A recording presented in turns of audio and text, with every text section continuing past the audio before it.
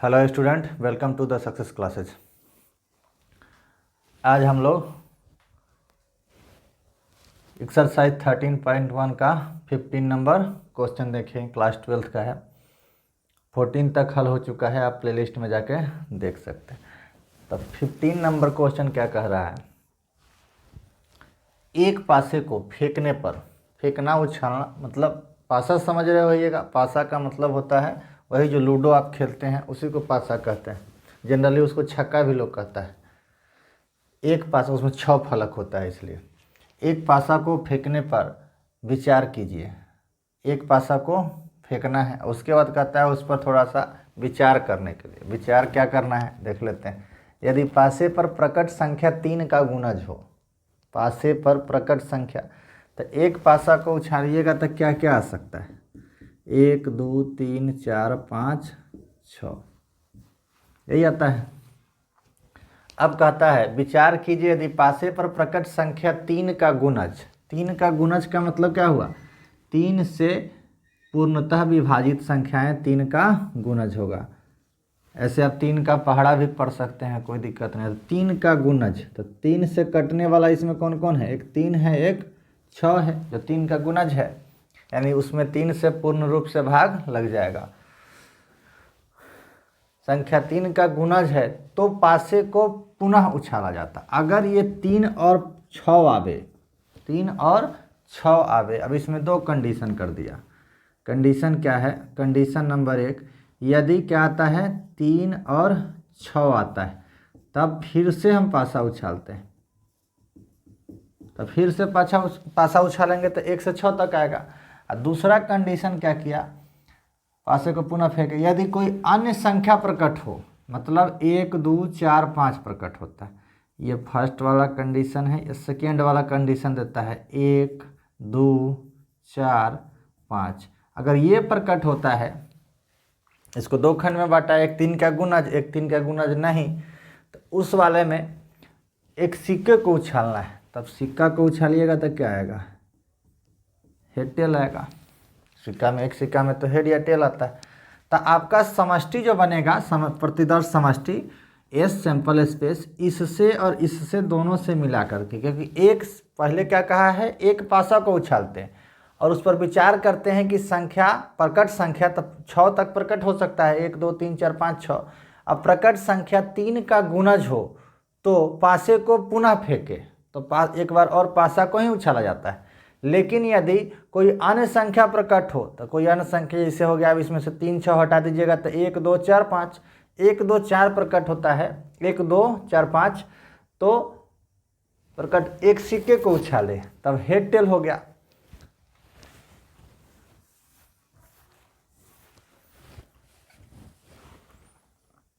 तो लिखेंगे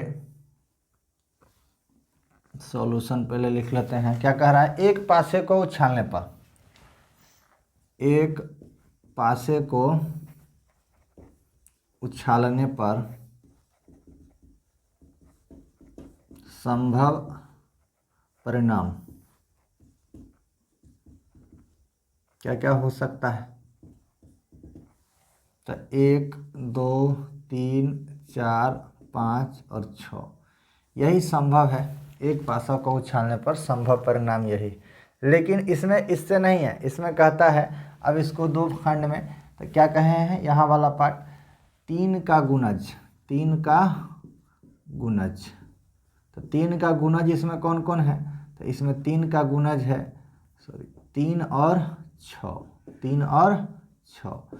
अब 3 6 से, अब जब ये 3 का गुणज होगा तो एक क्या उछालना है, फिर से पासा उछालना है।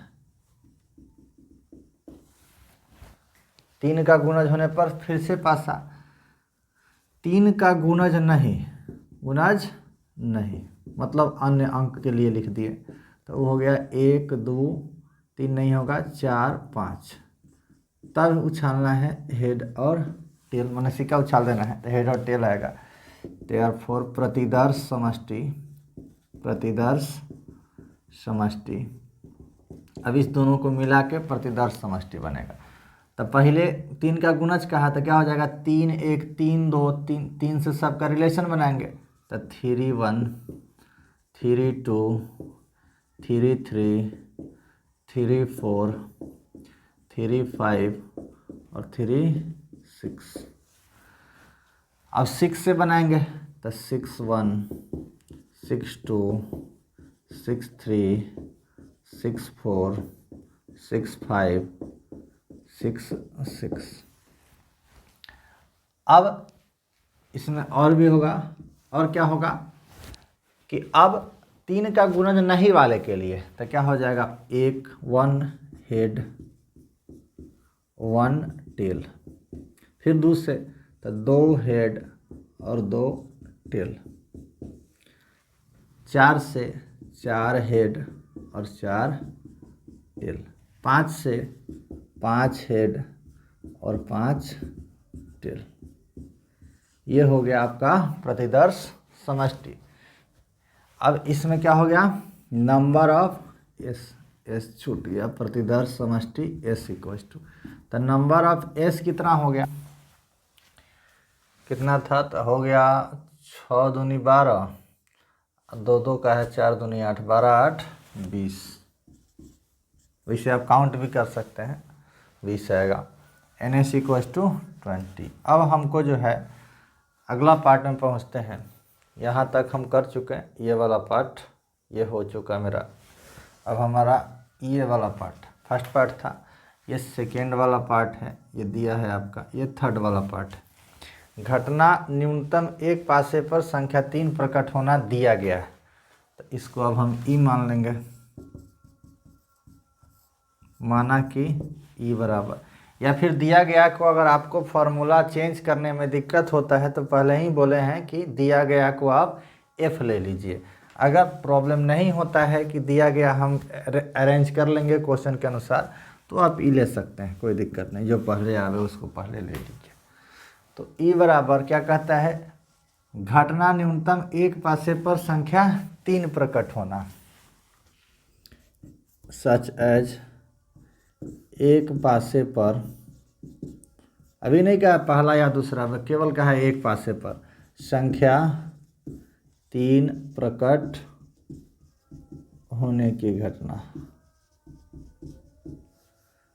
तो संख्या 3 जिस जिस पर प्रकट होगा उसको एक पर मिनिमम होना चाहिए, एक पासे पर संख्या 3 मिनिमम लिख देते हैं, मिनिमम लिखा हुआ है, एक पासे पर न्यूनतम, यहाँ पर हम न्यूनतम लिख देते हैं, न्यूनतम माने कम से कम वाला में ज़्यादा काउंट हो जाता है। तो 3 1 3 2 इस सब पर कम से कम एक, तो इसमें 2 है भी काउंट होगा, मिनिमम कहा हुआ है। तो ये 6 भी आ जाएगा, 1 2 3 4 5 6, एक यहाँ आ जाएगा 6 3 6 3। तो 3 1 3 2 3 3 3 4 3 5 3 6, उसके बाद एक हो गया आपका 6 3, इसको अभी इरेज कर देते हैं, 6 3 इसी लाइन में आ जाएगा। बाकी 3 वाला कोई है नहीं, इसमें कोई और 3 3 नहीं है। तो नंबर ऑफ ई कितना हो गया, तो 6 1 7, 1 2 3 4 5 6 7। अब हम एफ लिख लेते हैं, एफ मेरा क्या होगा, एफ सच एज, एफ क्या कहता है, दिया गया है तो घटना सिक्के पर पट प्रकट होना है। तो घटना सिक्के पर पट, यानी सिक्का सेकेंड वाला में उछाला गया था, तो सिक्के पर पट वाला, पट मतलब समझ रहे हैं टेल, चित मतलब हेड और पट मतलब टेल। तो पट वाला एक ठो यहाँ है टेल, एक ठो यहाँ है टेल, एक ठो यहाँ है टेल, एक ठो यहाँ है टेल। तो सिक्के पर पट प्रकट होने की सह प्रतिबंध प्रायिकता, तो हो गया एफ हो गया, लिख देते हैं सिक्के पर पट प्रकट होने की घटना, सिक्के पर पट प्रकट होने की घटना। तो सिक्का पर पट किस किस में है, 1 टी टेल, पॉट मतलब आपका हो गया टेल। 1t 2t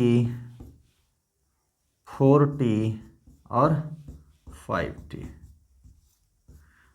अब आपको निकालना क्या है, स्वप्रतिबंध प्रायिकता यानी कि बटा वाला प्रायिकता, कंडीशनल प्रोबेबिलिटी। तो उसमें इंटरसेक्शन चाहिए होता है, तो दोनों का इंटरसेक्शन कर लेते हैं, ई और एफ का। ई इंटरसेक्शन एफ, ई इंटरसेक्शन एफ। अब ई और एफ में देखिए क्या कॉमन है, ई और एफ में। तो कम वाले से बोले थे, इसमें देखिए 1 है स्टार्ट में, इसमें 1 वाला स्टार्ट में है, ये नहीं है। इसमें 2 है, इसमें 4 है, इसमें 5 है, दोनों में कुछ कॉमन नहीं है। तो कुछ कॉमन नहीं है तो या तो ये ऐसे लिख दीजिए या फिर 5 लिख दीजिए, कुछ कॉमन नहीं है। इसमें जो है टेल वाला है, इसमें हेड टेल वाला पार्टे नहीं है, केवल 3 वाला। तो जब 3 और 6 आया था तो सिक्का नहीं उछाले थे, तब पासा उछाले थे, तो उसमें टेल हेड का तो बात ही नहीं आएगा। तो number of E intersection F कितना हो गया, एक भी एलिमेंट नहीं है तो 0 हो गया। अब आपको प्रोबेबिलिटी निकालना है, conditional probability, conditional probability. Therefore अब यहाँ पर क्या कहे थे कि कंडीशनल प्रोबेबिलिटी में जो दिया गया रहे उसको बटा के नीचे रखना है, जो निकालना हो उसको बटा के ऊपर रखना है। तो क्या कहता है, तो घटना सिक्के पर पट प्रकट होने की सहप्रतिबंध प्रायिकता ज्ञात करें। तो ज्ञात किसका करना है, सिक्का पर प्रकट होने वाला। सिक्का पर प्रकट होने वाला मेरा एफ है, तो एफ मेरा ऊपर रहेगा। और दिया गया कौन है, तो 1 पर 3 आना, एक पासे पर 3 आना ई है, तो ये मेरा होगा बटा के नीचे। अब इसका फार्मूला, तब फार्मूला क्या है, दोनों का इंटरसेक्शन, दोनों का इंटरसेक्शन, अब बटा जो बटा के नीचे रहे उसको डाल दीजिए। अब ये हो गया। अब इसको नंबर वाले फॉर्मूला में चेंज करेंगे, P E equals to N E बटा एन एस पर। तो नंबर ऑफ, आप इसको ई इंटरसेक्शन एफ को एफ इंटरसेक्शन ई दोनों सेम होता है, कोई फर्क नहीं होता है। तो एफ इंटरसेक्शन ई को ई इंटरसेक्शन एफ लिख सकते हैं। पी ई को लिख दिए N E upon by N S. अब हम वैल्यूएशन कर देते हैं। तो ई इंटरसेक्शन एफ कितना है 0 अपॉन बाई एन एस कितना है 20, एन ई कितना है, तो एन ई आपका 7 है अपॉन बाई 20। 20 से 20 कट गया, 0/7, 0/7 कितना होगा आंसर 0। आंसर हो गया आपका 0। यह हो गया आपका क्वेश्चन नंबर 15। नेक्स्ट वीडियो में हम क्वेश्चन नंबर 16-17 देखेंगे, जो कि अब आखिरी क्वेश्चन होगा इसके बाद इस चैप्टर का।